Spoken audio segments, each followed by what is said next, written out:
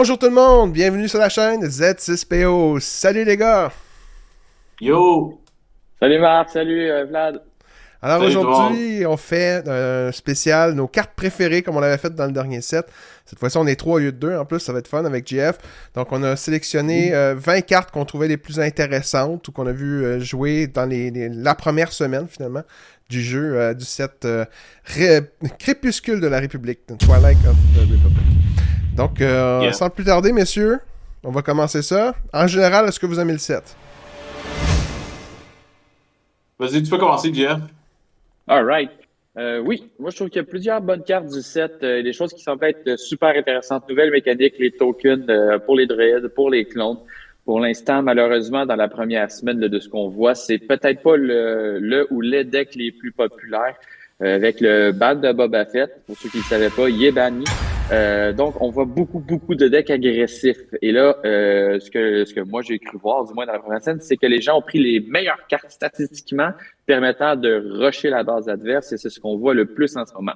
Est-ce que ça va définir la méta? Je ne crois pas. C'est juste le temps que les gens expérimentent le fait que Boba est plus là et qu'on recrée des nouveaux decks, ce qui va nous permettre de revoir probablement un peu plus de contrôle et de mid-range. Pour l'instant, c'est beaucoup d'agression, mais il y a beaucoup de cartes qui permettent de faire autre chose que de l'agression dans le set qui me semble intéressante.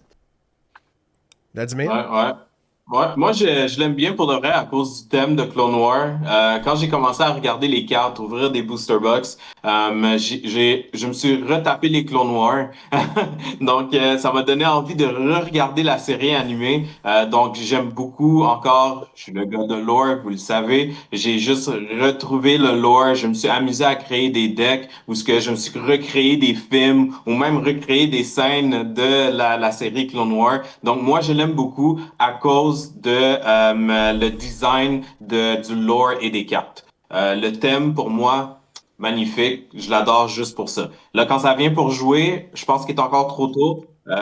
J'ai commencé à faire des decks thématiques, mais quand tu joues des decks thématiques contre des decks compétitifs, t'as moins le fun. Donc, c'est à voir. Je vais ressortir mon côté compétitif pour au moins arriver au niveau de mes autres adversaires. Mais j'aime beaucoup la thématique Clone War. C'est une des meilleures époques, moi, je trouve, dans Star Wars. Mhm. Ben, sans plus tarder, en parlant de thématique, on a la première carte qu'on va placer dans notre S-tier des cartes préférées. Encore une fois, là, c'est la première semaine, donc on n'a pas vu toutes les méta. Il y a beaucoup de choses qui sont en train d'organiser. Il y a beaucoup de nouveaux leaders aussi qui vont permettre de sortir certaines cartes de l'ombre. On va commencer avec la première, donc Maul. Dark Maul. Ouais, Ouais, belle Darth carte. Maul. Ouais, la belle carte. Regarde-moi ça, Darth Maul. Déjà là, S-tier, on n'a pas besoin d'en discuter plus. Moi, je trouve que c'est une S-tier. À sortir à 5, attaque de 5, peut attaquer deux unités en même temps. Pour moi, je trouve qu'il n'y a pas d'autre carte qui fait la même chose similaire. On l'a finalement mis légendaire. Je sais que dans le dernier set, il était rare, puis le monde n'était pas vraiment content. Mais là, le Darth Maul de Clone War est légendaire. On a donné à César ce qui était à César, donc on l'a rendu légendaire. Ouais. OK. Je suis pas convaincu que c'était un S tier, cet Headstone.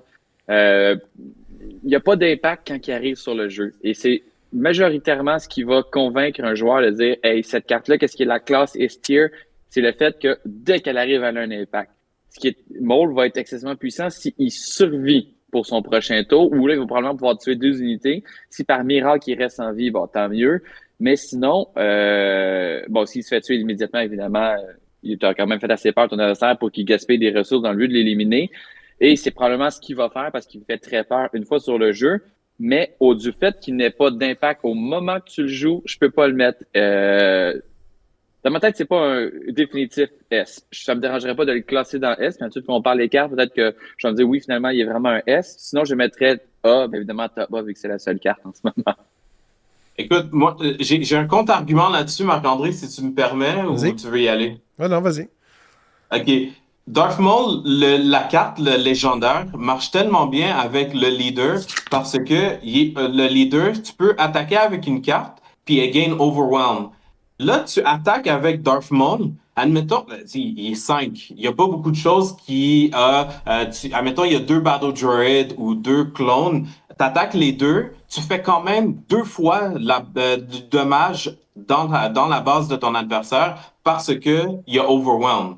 Donc, Mm. c'est quand même bon. Si je comprends bien les maths, là, t'attaques une fois, tu détruis un druide, tu fais 4 overwhelm. T'attaques une deuxième fois, tu détruis un autre druide, tu fais 4 de overwhelm encore. Tu viens d'attaquer de 8 parce que tu as réussi à attaquer 2 fois.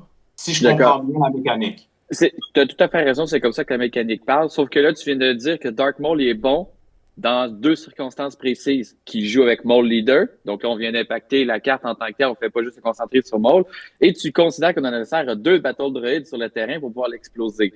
Mais je comprends ce que tu dis. Je te niaise un petit peu. Mais en voulant dire, s'il y a 2 unités, il peut y avoir 2 unités, mais tu es en train de dire que pour que la carte soit encore meilleure, il lui faut l'aide du Maul Leader. Si on considère que Maul Leader n'est pas dans la partie, est-ce que l'unité va avoir le même impact? C'est ça, je veux dire, mettons, le Maul régulier du dernier set qui était rare, il rentrait sur le jeu, il en explosait un. En plus de ça, il faisait overwhelm, puis il pouvait transférer les dommages que lui prenait sur un autre. C'est un impact immédiatement, c'était pas de question que c'était S. Là, lui, pour qu'il puisse faire le même genre d'impact, il va se faire en 2 temps, en ayant un leader précisément, et que ton Maul puisse jouer ce tour-là. On peut Donc, c'est pour jouer, ça que je me dis, je sais pas si c'est si certain. on peut jouer aussi Ok. en base ECL, ça fonctionnerait, ou on peut aussi le faire avec Timely Intervention. C'est une carte qui va assurément jouer avec du vert, de toute façon, là, sur souvent du ramp pour se rendre assez vite. Mais si tu regardes la courbe, par contre, je trouve que 5 de coups, il n'y en a pas beaucoup de cartes aussi fortes. Il y a 5. 5 de coups. 5 de 5, coups. il n'y a pas beaucoup de cartes dans l'infamie de 5 de coups avec une puissance d'attaque comme celle-là, avec son pouvoir en plus qui permet d'attaquer 2 unités. Puis si on regarde la courbe dans du rouge-vert, après ça, tu vas voir apparaître des Maul en ambush, puis des Vader, puis je trouve qu'il est mis tué quand même dans cette courbe-là. Là. Pour le sortir, parce que admettons que tu as rampé dans le tour 2, tu as mis une carte qui va te permettre d'avoir une ressource de plus, parce qu'il va sortir au tour 4. C'est une grosse menace quand même, là, rapidement. C'est vrai qu'elle est moins subite que l'autre Maul vert, mais je trouve que son habilité fait que ça clear le board avant que tes grosses cartes arrivent. Là. Ça me convient, les gars, vous m'avez convaincu. Anyway, tant que Dark Maul peut sortir puis tuer 2 unités à mon adversaire qui va probablement jouer Sabine, ça me va. OK. Prochaine carte, une autre thématique de la guerre des clones. Cody, l'homme de main de Obi-Wan Kenobi. Moi, je l'ai joué en événement pre-release. À chaque fois que j'ai réussi à la jouer dans l'événement pre-release, je gagne quasi assurément. En fait, j'ai toujours gagné les parties quand je l'ai mis sur la table. Parce que c'est pas seulement une autre unité, comme on est habitué de voir, qui va booster, c'est toutes les unités que tu as sur la table. Fait qu'advenant que tu as un deck qui, moindrement, va avoir beaucoup de petites unités, mais à grande quantité, qui vont être boosté par Cody, c'est extrêmement fort, surtout si tu combines en plus parfois un leader qui donne un bonus aux unités, en plus de Cody qui en donne un autre.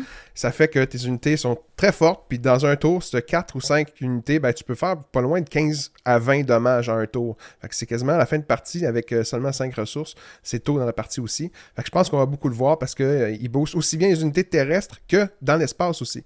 Fait que ça, c'est bon. Écoute, t'as tout dit de ce que je voulais dire par rapport à Cody. J'avais peur qu'on mette ça B ou low A-tier. Je pense qu'un bon A-tier, c'est bon. Cody, on a donné le respect à Commander Cody. J'ai ressenti que dans notre langage, on parle pas assez de Cody. On parle de Rex, on parle de Wrecker comme clone, mais Cody, on ne donne pas son respect. Et là, le jeu l'a donné son respect. 4-4, Overwhelm. En plus, il le coordinate avec la nouveau thème du set. Donne tout le monde +1/+1. J'aime beaucoup cette carte-là. Vert, les couleurs que je joue, c'est une très très bonne carte. En plus, c'est ni héros ni infamie. On peut jouer dans les deux. Fait qu'on peut jouer partout. Là. Fait que ça, c'est encore un autre avantage. Et non seulement on a donné le +1 à toutes les unités, j'ai oublié, il donne aussi, en plus, c'était pas assez, overwhelming. Ça, c'est... Overwhelm. Ouais. Jeff? Moi, je suis pas aussi emballé que vous autres, mais je suis prêt à me faire prouver que j'ai tort en le voyant en jeu. À mon avis, les cartes à 5 ont un impact qui doit être vraiment majeur dans la partie. Lui, il donne +1/+1 overwhelm. Il faut que tu ailles coordinate. La plupart des gens vont essayer de t'empêcher de faire ça, surtout s'il veut que tu vas avoir plusieurs unités. Je sais pas si sa balance va faire en sorte que tu aies envie de jouer parce qu'il faut que tu te dises que tu dois construire ton deck dans le but d'avoir plusieurs unités, puis que la carte 5 que tu as envie de jouer ce soit Commander Cody. Fait qu'il faut que tu builds vraiment un deck alentour de lui. J'ai pas vu en ce moment de deck avec plusieurs unités en jeu. Tu sais, mettons, ce qu'on va voir, c'est Sabine, puis Sabine s'en fout que Cody débarque. Dire à son tour 5 que c'est Poe Dameron qui sort, puis elle t'éclate la face avec. Donc, je suis pas 100% convaincu qu'il est si hot que ça, mais comme Vlad avait fait dans le set 2, il avait dit que Triple Dark Raid, ça allait être genre la carte, puis on était comme « Ah, de quoi qu'il parle, Vlad? » Et Christy, Vlad avait raison sur un méchant temps. Fait que je vous la donne, les gars. Moi, je suis pas convaincu, je l'aurais mis dans le B, mais si vous pensez que c'est un A, je vous suis là-dessus. OK. Alright, let's go. Prochaine, autre thématique de la garde des clones, on a Plo Koon, qui lui aussi utilise Coordinate pour son habileté. Qu'est-ce que vous pensez Plo de Koon, ça? je peux me lancer. Ouais, moi, probablement dans les meilleures cartes du set. Elle est excessivement forte. Elle peut être jouée avec Now There's Two of Them, mais même si tu joues pas ça avec, si tu la joues à son tour 5, elle rentre 3-6 avec Ambush. Elle va probablement sûr que tu as une unité. Elle va rester en vie parce qu'elle a 6 de vie. Et si jamais tu l'as vu qu'elle est à 5, elle est souvent dans les alentours aussi que ton leader est déployé, il faut que tu aies une unité sur le jeu. Ton leader est sur le jeu. Plo Koon, il sort, il est 6-6. Il tue à peu près n'importe quoi qu'il peut y avoir sur le board. Puis maintenant que Boban n'est plus là, il n'y a plus beaucoup de héros tôt dans la partie qui ont 7 de vie qui vont être déployés sur le board. Fait que Plo Koon peut à peu près tuer n'importe quel leader début de partie. Selon moi, c'est une des meilleures cartes du jeu. Puis en plus, c'est le fun, c'est une non-commune, tout le monde l'a. Moi, je suis prêt à le mettre low S tier. Une des seules raisons, c'est parce que Plo Koon, c'est mon personnage préféré de Star Wars. Puis aussi, j'ai remarqué ça, mais il y a le même stat. C'est sûr, il n'y a pas les mêmes habiletés, mais il y a les mêmes stats que si tu joues comme il faut, que Poe Dameron. C'est encore mieux en tant que tel.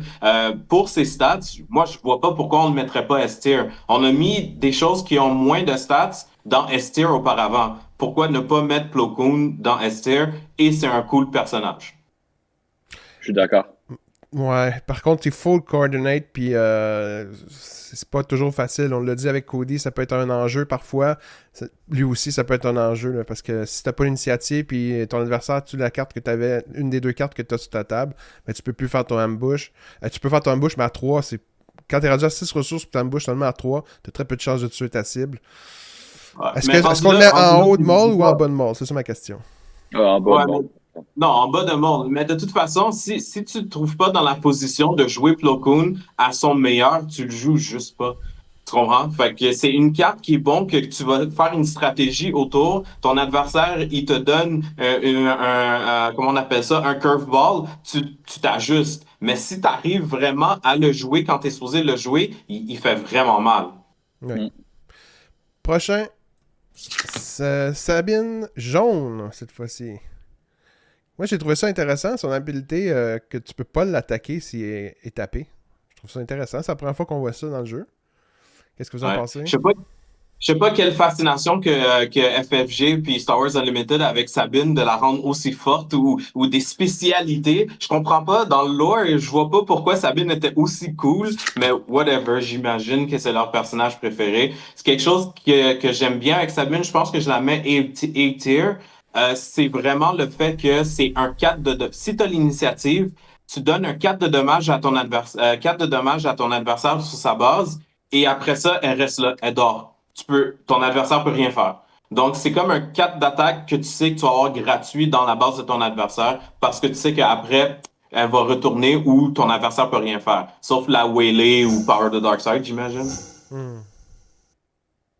Puis j'ai vu des gens construire des decks alentour de Sabine, comme quoi ils vont se servir de son habilité pour mettre en sorte que dans le fond, tout le monde joue sauf la couleur de ton deck. Donc tu joues vert jaune ICL, puis tu joues aucune carte verte. Ce qui fait que quand tu attaques, la carte que tu fais, tu fais en plus 2. Fait que finalement, tu frappes de 6. Des 2 to a ground unit. Bon, finalement, je m'étais trompé, c'est pas à la base, là. Mais tu peux quand même faire un 2. Fait que 4 à une base, 2 à une autre unité. Il n'y a pas grand-chose que tu peux faire. Il y a un potentiel. Selon moi, c'est un... c'est tough à dire, par contre. Si c'est un...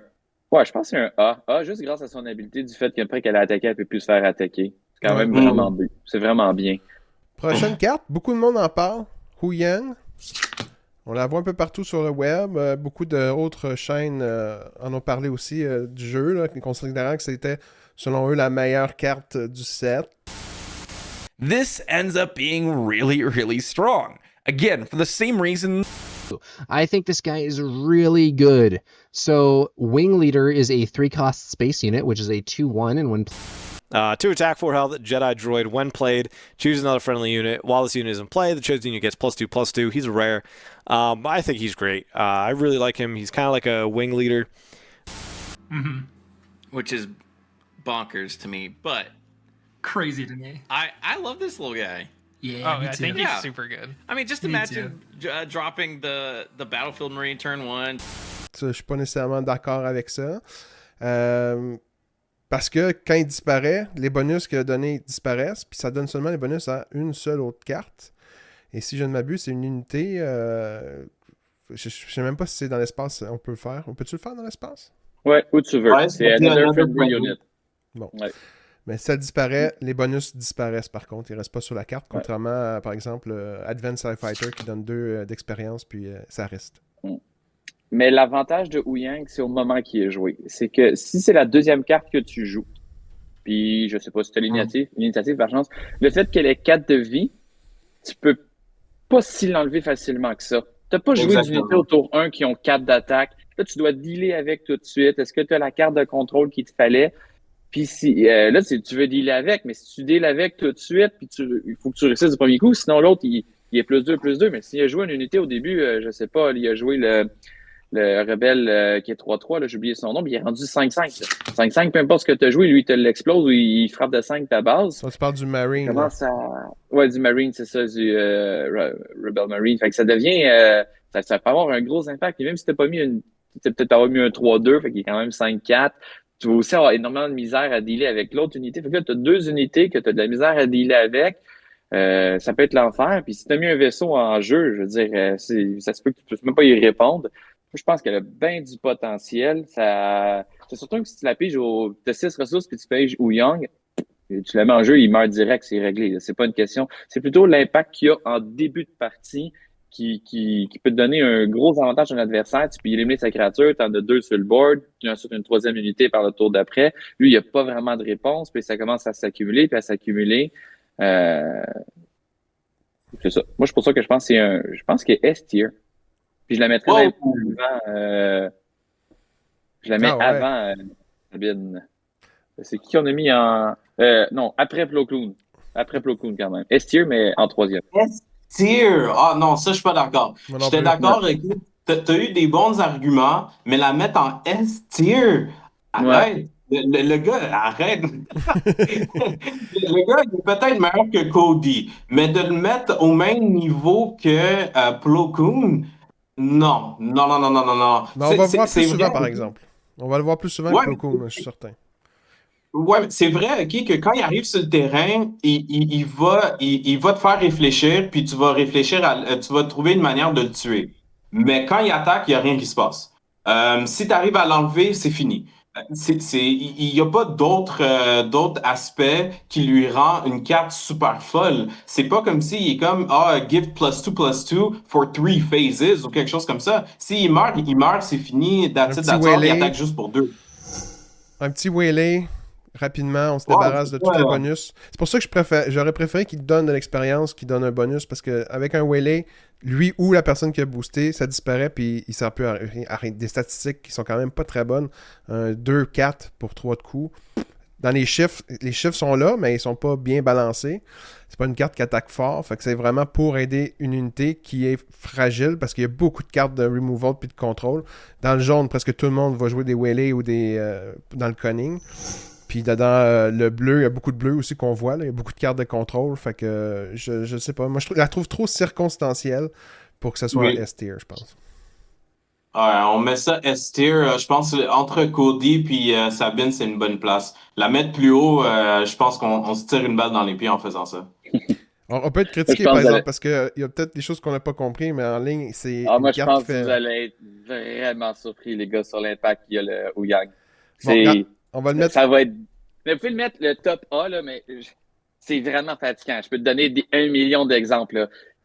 Le gars, il sort Sabine, tu mets Ouyang en jeu. Avec n'importe quelle unité, tu sors Sabine. Il est plus là. Lui, sa Sabine attaque ton Ouyang direct pour se sauver.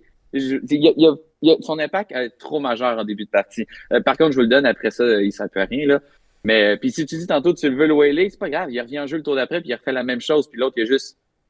T'as rien fait, il a rien fait, mais tu gardes la même chose. Je suis pas convaincu que c'est une carte qui va avoir énormément d'impact. Mais On par verra. contre, je te le donne, Vlad. Je peux pas le comparer à Plo Koon. Fait qu'il peut aller dans le A. Prochaine carte. Les commandos séparatistes. Une 2, 3 de puissance d'attaque 2. Mais par contre, ce qui est intéressant, c'est un autre séparatiste. Ça devient une 4 ambush, je pense même, je me souviens bien. Ouais, il devient. Non, il gagne Raid 2. Juste Raid 2. Quand même, une 4-3 pour 2 de coups. C'est vraiment bon. Même dans le deck, par exemple, de Assage, quand elle est déployée, ben, elle active son habilité. Puis quand t'en as plusieurs, t'en as 3 dans ton deck, ben, t'as de bonnes chances de pouvoir en jouer 2 à peu près en même temps dans la partie. Là. Dans les premiers tours, c'est très très fort, là, des cartes à 4-3. Là. Pour l'agro actuellement, qui est très fort, là, c'est une carte qui a sa place. Là. J'ai rien à dire de plus, honnêtement, moi non plus.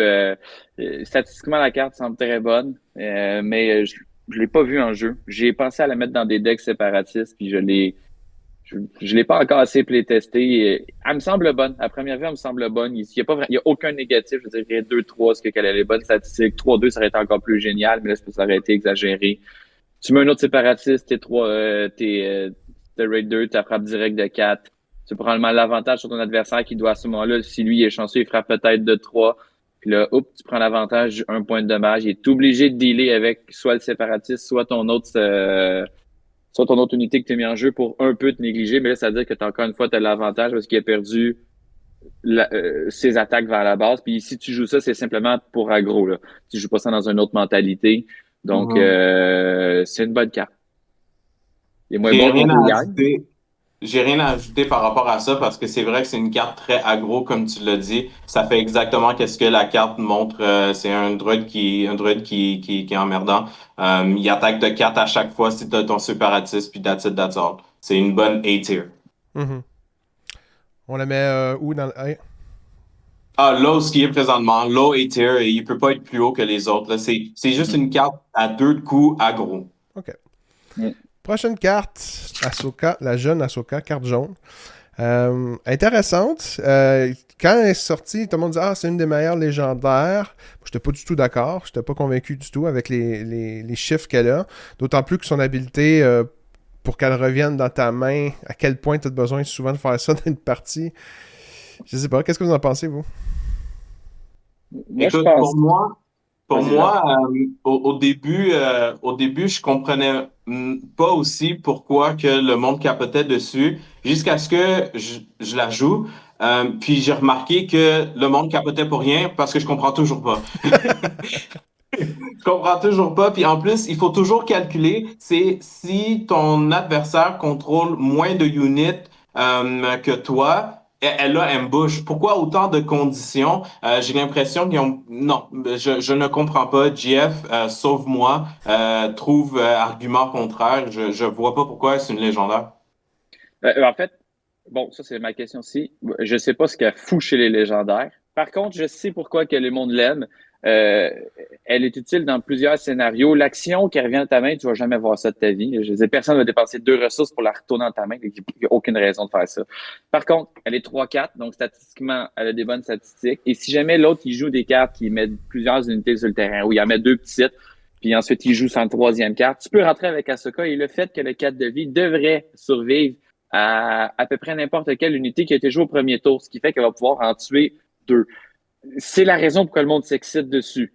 Ensuite, ça finit là.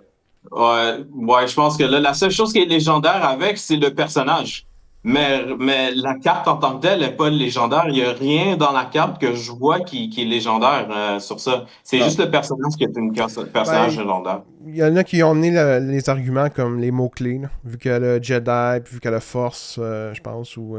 Ouais, Force, Jedi, ça fait une unité tour. Ensuite, tu peux la jouer. Puis le tour d'après, tu joues Order of Two of Them. Tu sors n'importe quel à 6. Puis là, tu ris parce que tu en as joué un super First fort. Tour. Oui, mais là, une carte n'est pas légendaire grâce à ses keywords, c'est ses traits, là, je veux dire. Il aurait fallu qu'elle soit 3-5 peut-être avec les stats à Boba Fett, ou elle soit 4-4, qui soit similaire, mais tout le monde dit pourquoi est-ce qu'elle est 4-4, puis qu'elle a possiblement une bouche, puis le Grievous l'a pas, puis ensuite on s'en fout du texte que Grievous, il sert à rien, tu verras jamais quelqu'un avec 4 sables laser dans une game compétitive. Donc, je sais pas ce qu'elle fait dans les légendaires. Il y a des rares que je trouve qui sont meilleurs qu'elle, donc Est-ce qu'on la met c'est dans la le C? possibilité de faire une bouche puis de survivre, ça l'arrête là. Est-ce qu'on la met dans le C? Non, attends. B. Il faut donner respect à Ahsoka. On va la laisser. C'est quand même une légendaire. FFG, ils savent quelque chose que nous, on sait pas. Fait qu'on va pas trop leur manquer de respect. On va la laisser dans le B. Je tiens à dire que ça leur a pris à la fin du 7-3, que je cite leur mot, pour se rendre compte que ICL était bon. Donc, ils savent pas toujours ce qu'ils font. Ils avaient aussi absolument pas remarqué, que là j'ai oublié son nom, puis ça me fâche un peu, dans le 7-1, la 5 verte qui est 5-5, quand il attaque avec un leader devient 7-7, ils n'avaient même pas pensé que la carte elle serait jouable. Donc, les gars de FFG, ils sont bons, mais ils savent pas tout. Prochaine carte, on a le vaisseau de... La carte est magnifique, par exemple, là, des gros ondes de choc, EMP Shockwave C'est pour pas détruire, Phantom, c'est quoi son nom? électromagnétique. C'est The Invisible End? C'est celui-là Ah, c'est ça, ouais. Ah non, t'as mis de Malévolence. Excuse-moi, Ah, c'est c'est pas ça. le même vélo. OK. Ouais. Donc, carte assez intéressante. Exploit 7-7. Des bons chiffres. En plus, avec Exploit, tu peux la sortir relativement tôt. Je pense que dans une bonne combinaison d'un deck séparatiste ou avec des unités qui servent à faire du Exploit, ça peut être une très bonne carte. Je suis d'accord. Sur papier, elle semble incroyable. Ensuite, je l'ai absolument jamais vu quelqu'un réussir à la jouer. Mais elle a toutes les bonnes habilités. Elle a un exploit qui fait qu'elle peut être jouée beaucoup plus tôt que son coup. Puis là, si tu réussis à mettre une 7-7 juste à 5 de coups, c'est complètement fou. Ensuite, Restore 2. Tout le monde sait qu'à quel point redonner de la vie à sa base, c'est incroyable. C'est un vaisseau qui le fait en plus. Plus War. Et il y a une habilité When Played qui enlève 4 d'attaque à un adversaire, c'est-à-dire que l'autre perd 4 d'attaque, c'est correct, mais il ne peut en plus pas attaquer. Fait que tu pourrais le donner à un personnage qui allait exploser ta base, ou tu peux le mettre à une sentinelle. C'est ça, tu peux le mettre à une sentinelle, ce qui veut dire que tous tes gars attaquent la sentinelle sans mourir. Il y a tellement de choses que tu peux le faire. Sur papier, elle semble incroyable. Elle a un bonus parce que je suis sûr qu'en Hyperspace Fall avec le mauve, elle est incroyable. Ah ouais. Mais je l'ai jamais vue. Je l'ai jamais vue en jeu.